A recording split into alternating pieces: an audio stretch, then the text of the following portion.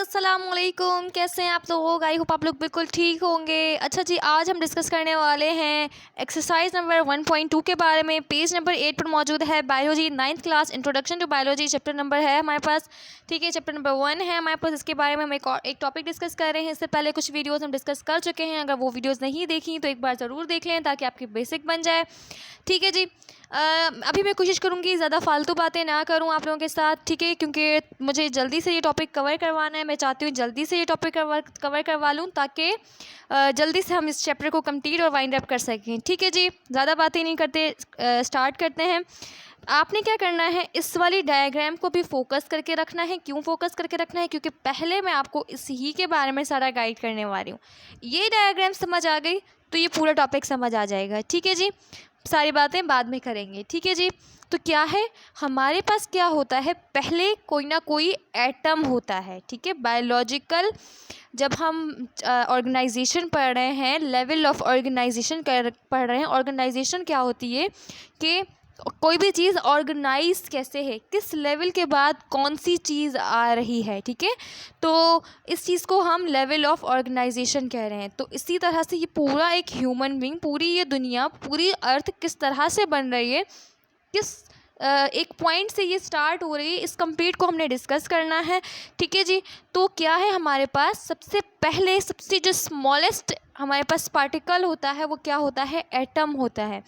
Atom क्या होता है हमारे पास, कोई सा भी एटम हो सकता है। वो हमारे पास ऑक्सीजन हो सकता है या फिर हमारे पास कुछ भी नहीं, बल्कि इसमें थोड़ी सी कम चीज़ें लिखी हैं। मैं आपको थोड़ी सी आगे की लेवल का बताती हूँ। ठीक है, एटम हमारे पास एक्चुअली ऑक्सीजन होता नहीं है। यहाँ पे अगर ऑक्सीजन लिखा है बट होता नहीं है। एटम हमारे पास जो होता है ना, एटम के अंदर हमारे पास आती हैं 3 चीज़ें। मैं आपको यहाँ पे लिख के बताती हूँ। ठीक है, एटम के अंदर आते हैं सब एटॉमिक पार्टिकल्स, मतलब एटम से भी छोटे होते हैं, मतलब वो पार्टिकल्स जिनसे एटम मिलकर बना है। ठीक है, तो वो कौन से होते हैं, एक होते हैं इलेक्ट्रॉन, एक होते हैं प्रोटॉन, एक होते हैं न्यूट्रॉन। ये सब क्या होते हैं ये मैं आपको डिटेल में नहीं बता रही। आप सिर्फ इतना याद रखें कि एटम जो है वो सब एटॉमिक पार्टिकल से मिलकर बना हुआ होता है। और सब एटॉमिक पार्टिकल्स कौन कौन से हैं, वो 3 हैं। और कौन कौन से हैं, इलेक्ट्रॉन, प्रोटॉन एंड न्यूट्रॉन। ये आप केमिस्ट्री के अंदर डिटेल में पढ़ेंगे, इसलिए मैं अभी आप लोगों का ज़्यादा आप लोगों को ये नहीं समझा रही हूँ, क्योंकि आप लोग क्या हो जाएंगे, इसे डाइवर्ट हो जाएंगे।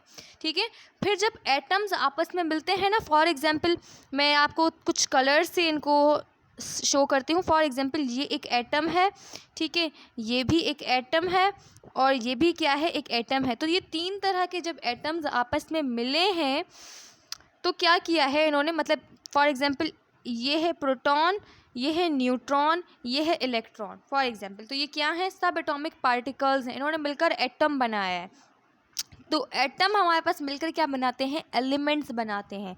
एलिमेंट हमारे पास क्या हो सकता है, वो हमारे पास ऑक्सीजन हो सकता है, हाइड्रोजन हो सकता है, नाइट्रोजन हो सकता है, काफ़ी सारे हो सकते हैं। और इसी तरह से जब काफ़ी सारे एलिमेंट्स आपस में मिलते हैं, ठीक है, जैसे ऑक्सीजन और ऑक्सीजन 2 मिले, ऑक्सीजन और ऑक्सीजन, ये ऑक्सीजन लिखा है ना, इसको O से हम डिनोट करते हैं। ऑक्सीजन और ऑक्सीजन मिले तो वो क्या हो गए, O2 हो गए। यहाँ लिखा हुआ है डाइऑक्साइड, डाई का मतलब होता है 2। तो ये क्या बन जाते हैं, मॉलिक्यूल्स बन जाते हैं। तो हमने कहा सब एटॉमिक पार्टिकल से बना है एटम, और एटम्स ने क्या किया है, एलिमेंट्स को बनाया है, और एलिमेंट्स ने मिलकर मॉलिक्यूल को बनाया है।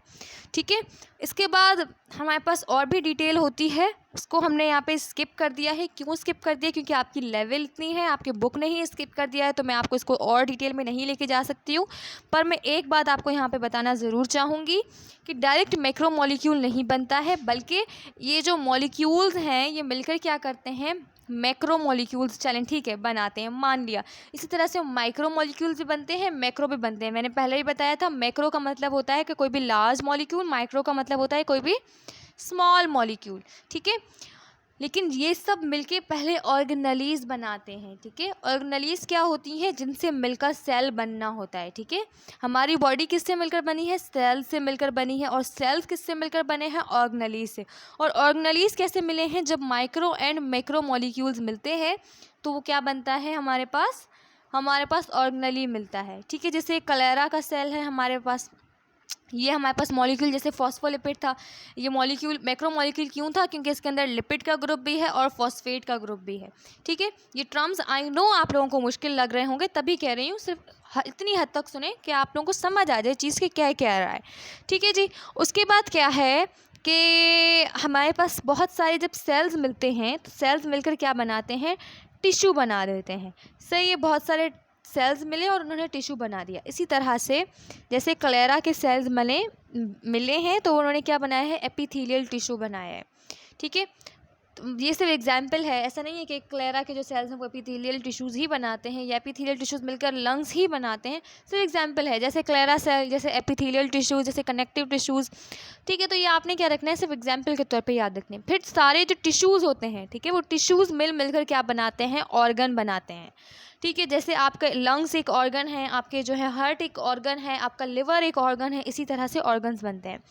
फिर आपके ऑर्गन्स मिलकर एक कंप्लीट ऑर्गन सिस्टम बनाते हैं, जैसे रेस्पिरेटरी सिस्टम। रेस्पिरेटरी सिस्टम के अंदर सिर्फ लंग्स इन्वॉल्व नहीं होते बल्कि बहुत सारे ऑर्गन्स इन्वॉल्व होते हैं, तब जाके आपका एक रेस्पिरेटरी सिस्टम बनता है। जैसे आपका सर्कुलेटरी सिस्टम है, जैसे आपका कार्डियोवैस्कुलेटरी सिस्टम है, जैसे आपका नर्वस सिस्टम है। ठीक है, ये जो सारे सिस्टम्स हैं, जैसे आपका स्केलेटल सिस्टम है, मस्कुलर सिस्टम है, ये सारे सिस्टम्स कैसे बनते हैं, काफ़ी सारे ऑर्गन से मिलकर बनते हैं। और ये ऑर्गन्स कैसे मिलकर बने हुए होते हैं, टिश्यूज़ से मिलकर बने हुए होते हैं। और टिश्यूज़ क्या हैं, बेसिकली ये हमारे पास ग्रुप ऑफ सेल्स होते हैं, मतलब टिश्यूज़ भी सेल्स से मिलकर बने हुए होते हैं। और सेल्स कैसे मिलकर बने हुए हैं, ऑर्गेनेलीज से। ठीक है जी, ये थोड़ी सी रिपीटेशन हो गई। फिर ये जो बहुत सारे ऑर्गन्स मिलते हैं, जैसे respiratory system, muscular system, skeletal system, reproductive system, cardiovascular system, तो ये सारे सिस्टम्स मिलकर क्या करते हैं, एक ऑर्गेनिज्म बना देते हैं। क्योंकि एक ह्यूमन बीइंग के अंदर या एक एनिमल के अंदर या ये क्या होते हैं, सारे के सारे ऑर्गन्स मौजूद होते हैं, जैसे लॉयन। ठीक है, इसी तरह से जब बहुत सारे एक ही तरह के ऑर्गेनिजम्स मिलते हैं, जैसे बहुत सारे एनिमल्स या बहुत सारे लॉयंस मिल गए, तो उन्होंने क्या की, पॉपुलेशन बना दी। जैसे बहुत सारे ह्यूमंस मिलकर पॉपुलेशन बनाते हैं। लेकिन अगर यही ह्यूमंस क्या करें, किसी और कम्युनिटी के लोगों के साथ हम मतलब इनका इंट्रैक्शन करवाएं, जैसे जेब्रास और लॉयंस। पहले सिर्फ जब लॉयंस बहुत सारे थे तो वो उनकी पॉपुलेशन थी, लेकिन अगर लॉयंस जेब्रास के साथ रह रहे हैं तो ये दोनों अलग अलग तरह के हैं ना, एनिमल्स एक ही तरह के तो नहीं है। तो ये मिलकर क्या बनाते हैं, कम्युनिटी बनाते हैं। तो मैंने क्या बोला कि एक ऑर्गेनिज्म क्या होता है, वो कैसे बनता है, जब बहुत सारे ऑर्गन सिस्टम मिलते हैं, जैसे रेस्पिरेटरी सिस्टम हो गया, स्केलेटल सिस्टम हो गया, मस्कुलर सिस्टम हो गया, लिम्फेटिक सिस्टम हो गया, इम्यून सिस्टम हो गया। तो जब बहुत सारे सिस्टम्स मिलते हैं तो एक ऑर्गेनिज्म बनता है। वो ऑर्गेनिज्म क्या हो सकता है, वो कोई एनिमल हो सकता है, वो कोई ह्यूमन हो सकता है। इसी तरह से जब एक ही तरह के ऑर्गेनिजम्स की बात करते हैं हम, जैसे कि सिर्फ लॉयंस, सिर्फ कैट्स, सिर्फ डॉग्स, सिर्फ ज़ेब्रास, सिर्फ ह्यूमंस, तो वो मिलकर पॉपुलेशन बनाते हैं, एक से ज़्यादा अगर होंगे। लेकिन अगर एक से ज़्यादा कैटेगरी के लोग अगर एक साथ रह रहे हैं, जैसे लॉयन और ज़ेब्रास, कैट्स एंड डॉग्स, ठीक है, तो उनको हम कहते हैं कम्युनिटी। इसी तरह से यही लॉयन और ज़ेब्रास से अगर हम एग्जाम्पल लें, या फिर किसी भी कैटेगरी के लोगों की हम एग्जाम्पल लें, जैसे कैट एंड डॉग की ले लें, तो उनके पास इन्वायरमेंट भी होगा जहाँ पर वो लोग रह रहे होंगे। ठीक है ना, इन्वायरमेंट भी तो होता है ना, आपके आसपास का जो माहौल होता है। जैसे यहाँ पे ये कोई डेजर्ट एरिया है, आसमान है, कोई पानी दे रहा है, कुछ ये है, कोई ये एरिया, कोई वो, या कोई खाने पीने की चीज़, तो ये सब मिलकर क्या बनाते हैं, इकोसिस्टम बनाते हैं। ठीक है, और फिर आपकी क्या होती है, इस इकोसिस्टम से मिलकर हर वो चीज़ जहाँ जहाँ पर लाइफ है, हर वो चीज़ जो सांस ले रही है, हर वो चीज़ जिसके अंदर लाइफ होने की प्रॉपर्टीज़ हैं। और लाइफ क्या है, मैंने आपको सबसे पहले फर्स्ट वीडियो के अंदर बताया था, नहीं पता तो उस वीडियो को देख लें, लिंक आपको डिस्क्रिप्शन में मिल जाएगी। ठीक है, वो सब मिलके बायोस्फीयर बनाते हैं। और बायोस्फीयर क्या है, नथिंग बट जितना भी कुछ अर्थ में है, जितनी भी लाइफ अर्थ पर है, वो सब क्या है, बायोस्फीयर है। ठीक है, ये अगर चार्ट आपको अच्छे से समझ आ गया है तो मैं इसको रीड करते जाती हूँ और जो जो मुश्किल चीज़ होगी वो समझाती जाऊँगी, ताकि आप लोगों को क्या हो जाए, सारी की सारी चीज़ क्लियर हो जाए। तो the level of organization in living world are based on chemical foundation. जो लेवल होती है ऑर्गेनाइजेशन फाउंडेशन की जो लिविंग वर्ल्ड है इसकी किस पे बेस करती है, केमिकल फाउंडेशन पर।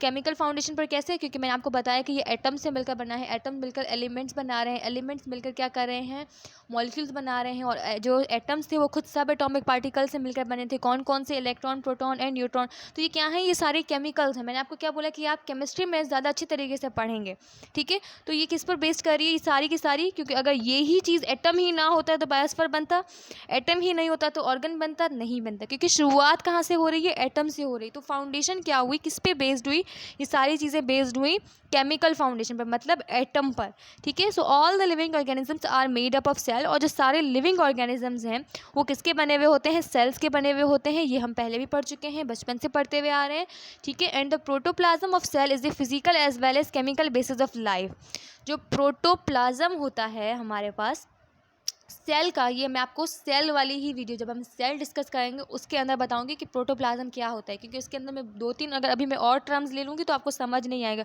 कि न्यूक्लियस क्या, साइटोप्लाज्म क्या, न्यूक्लियोप्लाज्म क्या, और फिर प्रोटोप्लाज्म क्या बना, सेल वॉल क्या। इसलिए मैं आपको ये अभी नहीं समझा रही हूँ। अभी आपने याद रखना है कि जो सेल का एक हिस्सा होता है प्रोटोप्लाज्म, ठीक है, तो वो क्या होता है, the protoplasm of the cell is the physical as well as chemical base of life. जो सेल के अंदर प्रोटोप्लाज्म है वो उसका फिजिकल और केमिकल बेस क्या है ज़िंदगी की, उसकी उस सेल की ज़िंदगी की क्या है, केमिकल बेस भी यही है, फिजिकल बेस भी यही है। अब है एटॉमिक लेवल ऑफ ऑर्गेनाइजेशन, ठीक है। एटम्स कैसे मिलकर बने हुए थे, जो एटम्स से लेकर मॉलिक्यूल्स तक की लेवल आ रही थी, सॉरी एटम से लेकर जो एलिमेंट्स तक की लेवल आ रही थी, जो कि इस टेबल में मेंशन नहीं थी, बस इस पैराग्राफ में मेंशन है, तो वो चीज़ क्या कहलाती है, एटॉमिक लेवल ऑफ ऑर्गेनाइजेशन। तो हमने कहा कि जो सारे के सारे मैटर होता है वो किससे मिलकर बना हुआ होता है, वो बना हुआ होता है एलिमेंट से मिलकर बना हुआ होता है, ठीक है। और वो किस पर, जो एलिमेंट्स होते हैं वो किस पर कंपोज होते हैं, वो एटम्स पर होते हैं, ठीक है। तो मैटर किसका बना हुआ है, एलिमेंट्स का मिलकर बना हुआ है, जो कि किससे मिलकर बने हुए होते हैं, एटम से मिलकर बने हुए होते हैं। और जो हर एटम होता है वो सब एटॉमिक पार्टिकल का बना हुआ होता है, और वो जो सब एटॉमिक पार्टिकल्स होते हैं वो कौन कौन से होते हैं, इलेक्ट्रॉन, प्रोटॉन एंड न्यूट्रॉन, ठीक है। इतनी चीज़ क्लियर हो गई। अब मैटर क्या होता है, हर वो चीज़ जो क्या करे, हर वो चीज़ जिसके पास वेट हो, मास हो, जिसका वो स्पेस घेरे, वो चीज़ मैटर में आती है, ठीक है। फिर in nature there are more than 100 kind of elements. आप नेचर के अंदर 100 काइंड मतलब किस्में, 100 सिर्फ टाइप्स नहीं है इसकी, काइंड्स किस्में, तो एक एक किस्म के अंदर हज़ारों एलिमेंट्स हो सकते हैं, ठीक है। तो वो क्या है, काइंड्स के एलिमेंट्स हैं, जिसमें से जो 16 काइंड्स हैं हमारे पास एलिमेंट्स की, ये 16 जो हमारे पास टाइप्स हैं एलिमेंट्स की, सॉरी काइंड्स हैं एलिमेंट्स की, वो क्या कहलाती हैं, बायो एलिमेंट्स कहलाती हैं। बायो एलिमेंट्स क्यों कहलाती हैं, क्योंकि वो हमारी लाइफ के अंदर वाइटल रोल प्ले करती हैं, बहुत इंपॉर्टेंट रोल प्ले करती हैं। उनमें से 6 जो हैं उनके नाम यहाँ पे मेंशन है, कौन कौन से हैं। सी से जो है वो कार्बन है, एच से हाइड्रोजन है, ओ से ऑक्सीजन है, एन से नाइट्रोजन है, एस से सल्फ़र है, एंड पी से फॉस्फोरस है। इनको क्या कहते हैं, बेसिक एलिमेंट्स ऑफ लाइफ कहते हैं। अगर ये एलिमेंट्स हर इंसान को, हर लाइफ को, एनिमल को, प्लांट को ना मिलें तो वो मर जाएंगे, इतने बेसिक हैं ये, ठीक है। फिर मॉलिक्यूलर लेवल पर आते हैं, तो हमने कहा था कि molecules are form by the binding of atoms. जब एटम्स मिलकर बनते हैं वो क्या बनाते हैं, मॉलिक्यूल्स बनाते हैं। बट हमने पीछे भी डिस्कस किया कि एटम्स भी कंपोज किस पर हैं, एलिमेंट्स पर ही हैं। तो दीज ऑर्गेनिक मॉलिक्यूल्स और cells are called as biomolecules. ये जो ऑर्गेनिक मॉलिक्यूल्स हमारे पास बन रहे हैं, जैसे O2 बन रहा था, ऑक्सीजन के 2 एटम्स मिलकर क्या बना रहे थे, हमारे पास मॉलिक्यूल बना रहे थे। So these are constructed in great variety and complexity. बहुत सारी वैरायटी के अंदर इनको बनाया जा सकता है, कॉम्प्लेक्सिटी के अंदर भी बनाया जा सकता है। कॉम्प्लेक्स एलिमेंट जैसे बड़े बड़े एलिमेंट्स मॉलिक्यूल्स हमारे पास जैसे होते हैं, सो इनको माइक्रो एंड मैक्रो एलिमेंट्स की बेस पर क्या किया है, डिवाइड किया है। जैसे ग्लूकोज है, अमाइनो एसिड है, फैटी एसिड है, ये सब माइक्रो एलिमेंट्स हैं। इसी तरह से कार्बोहाइड्रेट है, प्रोटीन है, लिपिड है, ये मैक्रो एलिमेंट्स हैं। मैं डिफरेंस में बता चुकी हूँ, माइक्रो मीन्स छोटे एलिमेंट्स, मैक्रो मीन्स बड़े एलिमेंट्स, ठीक है। ग्लूकोज के जब बहुत सारे एलिमेंट्स मिलते हैं तो वो कार्बोहाइड्रेट बनाते हैं। ग्लूकोज एक छोटा एलिमेंट है, मतलब माइक्रो एलिमेंट है। कार्बोहाइड्रेट जो कि इनके मिलने से बन रहा है वो एक बड़ा एलिमेंट है।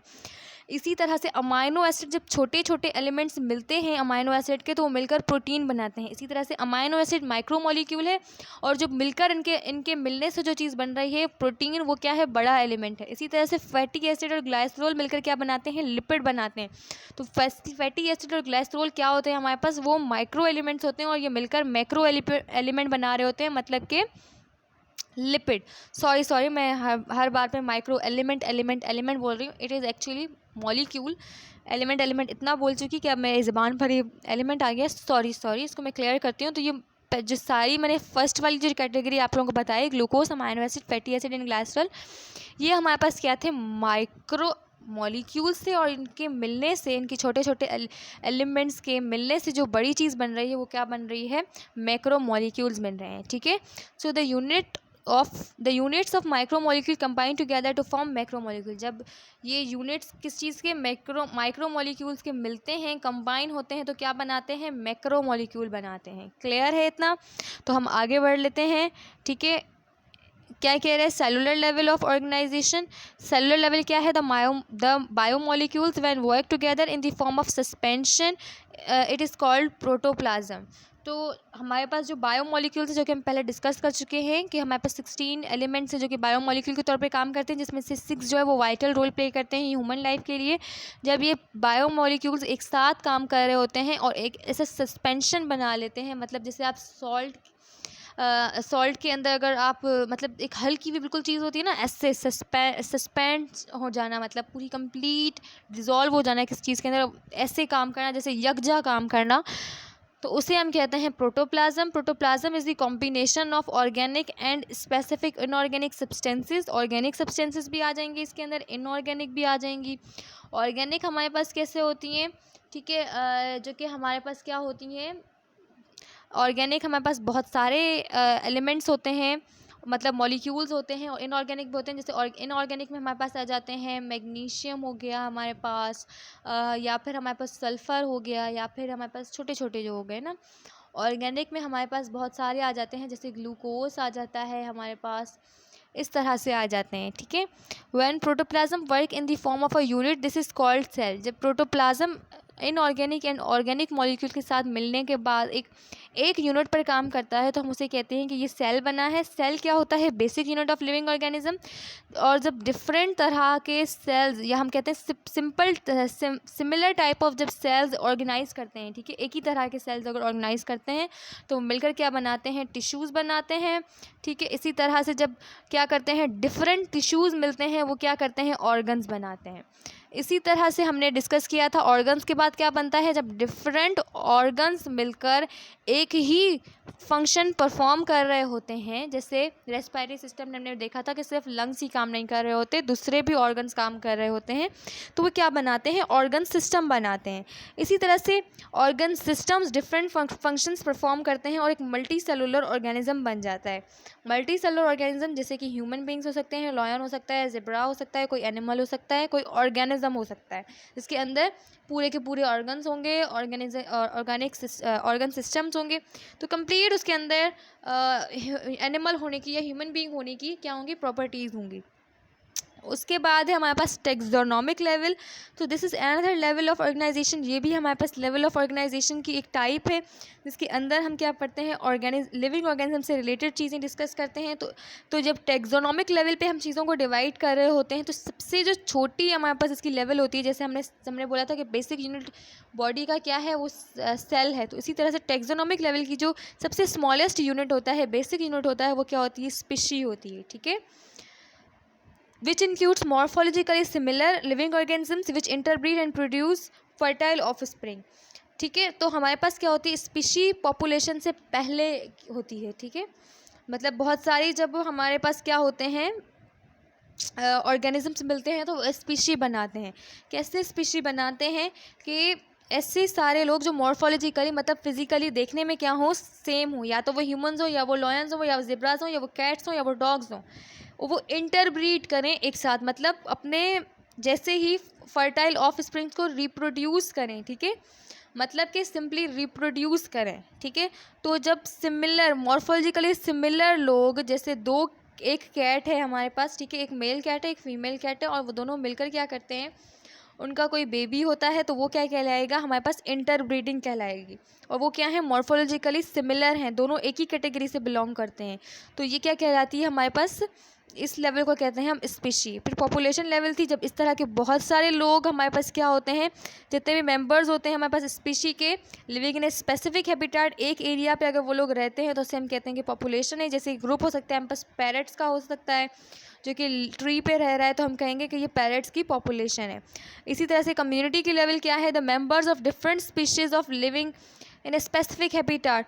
अब डिफरेंट स्पीशीज़ की हो गए, अब कुछ कैट्स की स्पीशीज़ हैं, कुछ हमारे पास डॉग्स की हैं, कुछ लॉयंस की हैं, कुछ जिब्रास की हैं, कुछ ह्यूमंस हैं, तो ये काफ़ी सारे लोग हो गए, तो ये क्या कहलाएंगे, कम्युनिटी कहलाएंगी। So a group of different kind of birds living on a tree. अब डिफरेंट तरह के बर्ड्स अगर उसी एक ट्री पे रह रहे हैं, स्पैरो भी रह रही है, या फिर जो है वो कोई और भी रह रहा है, क्रो भी रह रहा है, और 2-3 तरह की कैटेगरी के और भी बर्ड्स अगर रह रहे हैं एक ही ट्री के ऊपर, तो हम कहेंगे कि ये किस चीज़ की क्या है, ये बर्ड्स की कम्युनिटी है, क्योंकि यहाँ पे डिफरेंट पॉपुलेशंस रह रही हैं डिफरेंट स्पीशीज़ से रिलेटेड। ठीक है, तो ये कम्युनिटी लेवल है। इसी तरह से हमारे पास क्या होती है, इकोलॉजिकल सिस्टम, जिसे हमने क्या पढ़ा था यहाँ पे भी, इकोसिस्टम पढ़ा था। तो क्या है, communities always depend upon their non-living environment in a reciprocal interaction for the survival. For example, oxygen for the respiration is obtained from environment and in return gives given out carbon dioxide. This interaction is called ecosystem और ecological system. तो क्या होता है कि हम जो भी human beings हैं, जो भी एनिमल्स हैं, जो भी लाइफ वाली चीज़ें, जो भी लिविंग ऑर्गेनिजम्स हैं, वो नॉन लिविंग इन्वायरमेंट पर क्या कर रही होती हैं, डिपेंड कर रही होती हैं। कैसे डिपेंड कर रही होती हैं कि हम लोग क्या करते हैं, ऑक्सीजन को इन्वायरमेंट से लेते हैं और कार्बन डाइऑक्साइड को रिलीज़ कर देते हैं। ठीक है, तो ये क्या है कि हम अगर ऑक्सीजन ना लें इन्वायरमेंट से तो हम मर जाएं। तो हमारे सर्वाइवल के लिए नॉन लिविंग इन्वायरमेंट के साथ हमारा इंट्रैक्शन होना ज़रूरी है। इसी तरह से क्या होता है कि जो हमारे पास पौधे होते हैं वो क्या करते हैं, दिन के टाइम के ऊपर फोटोसिंथेसिस का प्रोसेस करते हैं। फोटोसिंथेसिस का प्रोसेस क्या होता है कि वो क्या करते हैं, कार्बन डाइऑक्साइड को क्या करते हैं, अपने अंदर ले लेते हैं, इनहेल करते हैं, और एक्सहेल किस चीज़ को करते हैं, ऑक्सीजन को करते हैं। तो इसलिए कहते हैं कि सुबह के टाइम आप प्लांट्स की तरफ जाया करें, वो ऑक्सीजन को बाहर निकाल देते हैं ताकि आप उस ऑक्सीजन को ले लें, फ्रेश ऑक्सीजन, और आप फ्रेश फील करें। और रात के टाइम जो अपोजिट प्रोसेस होता है वो रेस्पायरेशन करते हैं, ऑक्सीजन इनहेल करते हैं, कार्बन डाइऑक्साइड एक्सहेल करते हैं, ऑक्सीजन अंदर लेते हैं और कार्बन डाइऑक्साइड निकाल देते हैं। ठीक है, तो अगर इन्वायरमेंट में ही कार्बन डाइऑक्साइड होगी और आप वहाँ से फिर ऑक्सीजन कैसे इनहेल करेंगे, इसलिए कहते हैं कि रात के टाइम पौधों के पास नहीं जाना चाहिए। क्या पता आपके अंदर लेवल कम हो जाए ऑक्सीजन का, तो फिर इसलिए। ठीक है, तो ऐसे सिस्टम को हम क्या कहते हैं, इकोसिस्टम या फिर इकोलॉजिकल सिस्टम। बायोस्फीयर लेवल क्या है, the part of earth where life exist, वो हिस्सा अर्थ का जहाँ जहाँ पर लाइफ है। लाइफ क्या है वो हम पहले ही डिस्कस कर चुके हैं हम फर्स्ट वीडियो के अंदर। वो चीज़ कहलाती है बायोस्फीयर, और it consist of different kind of ecosystem. तो बहुत सारे इकोसिस्टम जिसके अंदर मिलते हैं वो क्या बनाती है, बायोस्फीयर लेवल बनाती है। नेक्स्ट वीडियो के अंदर इंशाल्लाह से हम 1.21 से डिस्कस करेंगे। ठीक है जी, तो ये हमारे पास कुछ बेसिक चीज़ें थी जो आज हमने डिस्कस की। आई होप आप लोगों को ये वीडियो बहुत पसंद आई होगी। इस वीडियो को बनाने में मेरी बहुत सारी मेहनत लगी, इसलिए आप लोगों ने कर देना है इसको लाइक। और कोई सी भी चीज़ समझ नहीं आई है तो बेझिझक आप लोगों ने कमेंट के अंदर पूछ लेना है, मैं आप लोगों के लिए बैठी हूँ। इंशाल्लाह मैं आप लोगों को पूरी कोशिश करूँगी कि रिप्लाई कर सकूँ, समझा सकूँ, आपका कॉन्सेप्ट क्लियर कर सकूँ। एक बात आप लोगों ने मेरी माननी है, इस वीडियो को देखने के बाद आपने कंप्लीट लेक्चर क्या करना है, जो आपने पढ़ा आज वो बुक से रीड ज़रूर कर लेना है एक बार, और जो जो चीज़ें समझ आ गई उनको आपने लिख लेना है, जो चीज़ें समझ नहीं आई उनको भी लिख लेना है। कमेंट करना है, आके मुझसे पूछना है कि मैम ये चीज़ समझ नहीं आई, समझा दें। मैं बैठी हूँ, मैं समझा दूँगी। तो अपने फ्रेंड्स के साथ इस वीडियो को शेयर करें। मेरे चैनल पर बहुत सारी और भी वीडियोज़ हैं, एक दफ़ा उनको विज़िट करके ज़रूर देख लें, क्या पता आपकी कोई हेल्प हो जाए या फिर आपके किसी जानने वाले की। अपना आप लोगों ने बहुत सारा ख्याल रखना है। मेरे ग्रुप्स और पेजेस को ज्वाइन करना मत भूलिएगा, उनकी लिंक्स भी डिस्क्रिप्शन में मौजूद हैं। नेक्स्ट वीडियो किस टॉपिक पर बनाऊं, इसको ही कंटिन्यू करूं या फिर आप कुछ और पढ़ना चाहते हैं ये भी बताइएगा। अपना बहुत सारा ख्याल रखिएगा, दुआ में याद रखिएगा। लाइबा खान को दीजिए इजाज़त। अल्लाह हाफिज़।